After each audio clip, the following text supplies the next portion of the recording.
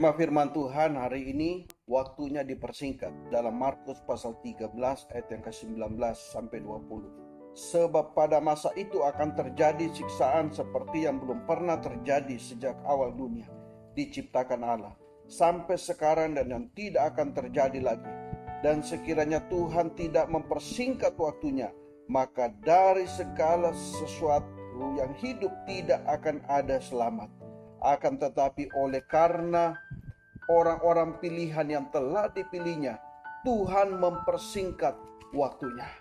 Dikatakan di sini bahwa Tuhan mempersingkat waktunya karena orang-orang pilihannya. Tuhan menaruh perhatian kepada orang-orang pilihannya sehingga Tuhan mempersingkat waktunya. Kalau Tuhan tidak mempersingkat waktunya, maka dikatakan di situ bahwa tidak akan ada orang yang selamat. Itu sebabnya biarlah kita menjadi orang-orang yang pilihan Tuhan. Kalau kita menjadi orang-orang pilihan Tuhan, maka kita akan diselamatkan oleh Tuhan. Orang pilihan Tuhan tidak akan tersesat. Orang pilihan Tuhan tidak akan binasa karena Tuhan memelihara kehidupan mereka, karena Tuhan menjamin hidup mereka. Mengapa orang pilihan Tuhan tidak binasa dan tidak akan tersesat? Hal yang pertama kita lihat di dalam ayat yang ke-14. Berkata, apabila kamu melihat pembinasa keji berdiri di tempat yang tidak sepatutnya, para pembaca hendaklah memperhatikannya. Maka orang-orang yang di Yudea haruslah melarikan diri ke pegunungan.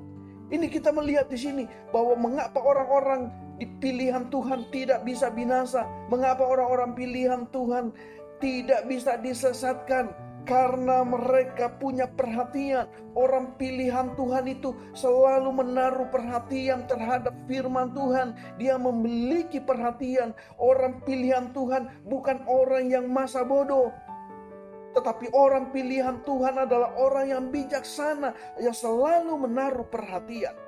Ya, itu sebabnya kita lihat di dalam Yohanes pasal yang ke-10 ayat yang ke-27. Yohanes pasal 10 ayat 27 berkata, ini adalah orang-orang pilihan Tuhan yang disebut juga domba-dombanya. Domba-dombaku mendengarkan suaraku, dan aku mengenal mereka, dan mereka mengikut aku. Ayat 28, dan aku memberikan hidup yang kekal kepada mereka, dan mereka pasti tidak akan binasa sampai selama-lamanya, dan seorang pun tidak akan merebut mereka dari tanganku. Tuhan katakan bahwa tidak ada seorang pun yang bisa merebut domba-domba Tuhan. Tidak ada seorang pun yang bisa merebut orang-orang yang sudah dipilih oleh Tuhan. Tuhan menjaga, Tuhan melindungi, bahkan Tuhan menyelamatkan kehidupan orang-orang yang dipilihnya. Itu sebabnya biarlah kita sebagai orang-orang percaya memiliki kualitas domba. Karena orang-orang yang memiliki kualitas domba adalah orang-orang yang dipilih oleh Tuhan. Orang yang dipilih oleh Tuhan adalah orang yang memiliki perhatian, bahkan mengenal suara gembalanya. Inilah orang-orang pilihan Tuhan. Mengapa orang-orang pilihan Tuhan tidak bisa disesatkan? Bahkan dia bisa membedakan mana nabi palsu, mana guru-guru palsu.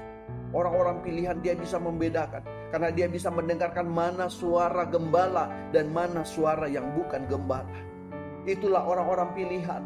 Karena mereka mau belajar, karena mereka intim selalu dengan Tuhan, karena mereka selalu mau mendengarkan suara Tuhan, sehingga dia bisa mendeteksi mana nabi-nabi palsu, mana guru-guru palsu. Jadilah orang-orang pilihan Tuhan. Yang kedua, mengapa orang-orang pilihan Tuhan tidak bisa binasa dan disesatkan? Karena hatinya melekat dengan Tuhan. Hatinya tidak melekat dengan harta duniawi. Itu disebabnya di dalam ayat yang ke-15 dikatakan, orang yang sedang di peranginan di atas rumah, janganlah ia turun dan masuk untuk mengambil sesuatu dari rumahnya. Dan orang yang sedang di ladang, janganlah ia kembali untuk mengambil pakaiannya. Orang yang dipilih Tuhan, orang pilihan Tuhan tidak bisa tersesat dan tidak binasa. Karena apa? Hatinya tidak melekat dengan harta duniawi. Hatinya tidak melekat dengan perkara-perkara duniawi. Sebab itu dikatakan bahwa orang yang sedang di peranginan di atas rumah, janganlah ia turun dan masuk dan mengambil sesuatu dari rumahnya. Ketika masa kesukaran itu tiba, dia langsung bisa meninggalkan, dia langsung bisa pergi tanpa memperhatikan lagi, memperdulikan harta bendanya. Kenapa? Karena hatinya tidak melekat dengan perkara-perkara dunia. Hatinya tidak melekat dengan harta duniawi. Itu sebabnya orang-orang pilihan Tuhan tidak bisa binasa. Orang-orang pilihan Tuhan tidak bisa disesatkan karena hatinya tidak melekat dengan perkara-perkara duniawi. Mengapa Tuhan katakan orang kaya itu susah masuk surga? Karena orang kaya itu hatinya melekat dengan hartanya. Kalau hati kita melekat dengan harta kita, ini yang membuat kita tidak bisa masuk menjadi orang-orang pilihan Tuhan. Kita akan memutuskan untuk meninggalkan Tuhan. Kita lebih memilih dunia sehingga kita tidak masuk dalam pilihan Tuhan. Jangan kita menjadi seperti istri Lot karena hatinya melekat dengan perkara-perkara duniawi sehingga dia menoleh ke belakang dan jadilah tiang garam. Inilah alasan kedua mengapa orang-orang pilihan Tuhan tidak dapat disesatkan dan tidak dapat binasa, karena hatinya tidak melekat dengan harta duniawi.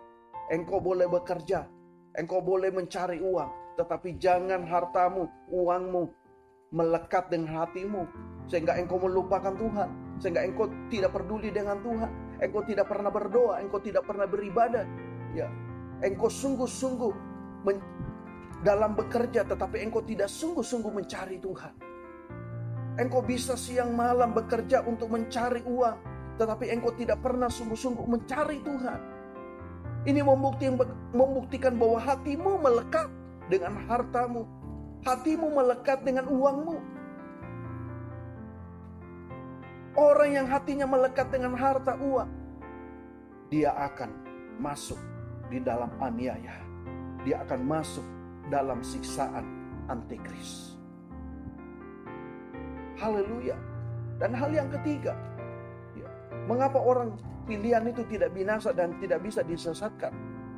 Karena orang pilihan Tuhan itu adalah orang yang suka berdoa. Di dalam ayat yang ke-18 dikatakan, berdoalah supaya semuanya itu jangan terjadi pada musim dingin.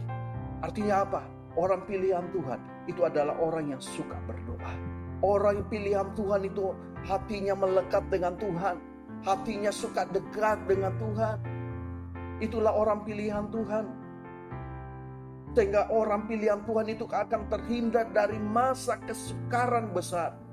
Ya, masa aniaya yang begitu besar yang nanti akan terjadi pada akhir zaman. Tetapi orang yang hatinya melekat dengan Tuhan akan terhindar dari malapetaka yang besar itu. Itu sebabnya di dalam Mazmur 91 ayat yang ke-14 berkata, sungguh hatinya melekat kepadaku, maka aku akan meluputkannya.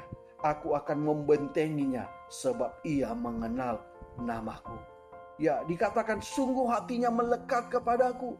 Inilah kuncinya. Kalau hati kita melekat dengan Tuhan, maka Tuhan akan menghindarkan kita dari perkara-perkara yang sulit, perkara-perkara yang sukar. Tuhan akan hindarkan kita karena hati kita melekat dengan Tuhan. Bahkan Tuhan melindungi kita, Tuhan membentengi kita. Ya, karena kita tahu siapa yang menjadi benteng perlindungan kita. Inilah janji Tuhan. Kalau hati kita melekat dengan Tuhan, Tuhan akan memelihara kita di masa-masa sulit, di masa-masa sukar. Maka Tuhan akan menghindarkan kita dari segala kesukaran yang begitu besar yang terjadi atas dunia. Biarlah hatimu melekat dengan Tuhan. Nanti hari ini engkau datang kepada Tuhan. Tinggalkan semua dulu aktivitasmu. Biarlah engkau mau datang kepada Tuhan. Biarlah engkau mau berdoa kepada Tuhan. Biarlah hatimu melekat dengan Tuhan. Puji hatimu. Apakah hatimu melekat dengan hartamu? Atau hatimu melekat dengan Tuhan? Ini yang Tuhan mau. Tuhan kerjakan dalam kehidupan kita hari-hari ini. Di masa-masa sulit seperti ini. Di masa-masa sukar seperti ini. Biarlah hatimu melekat dengan Tuhan. Haleluya. Puji Tuhan. Amin. Tuhan inilah yang Kau mengenal hatiku jauh melebihi semua yang terdekat sekalipun. Tuhan, inilah yang ku mau. Kau menjaga hatiku supaya kehidupan memancar senandung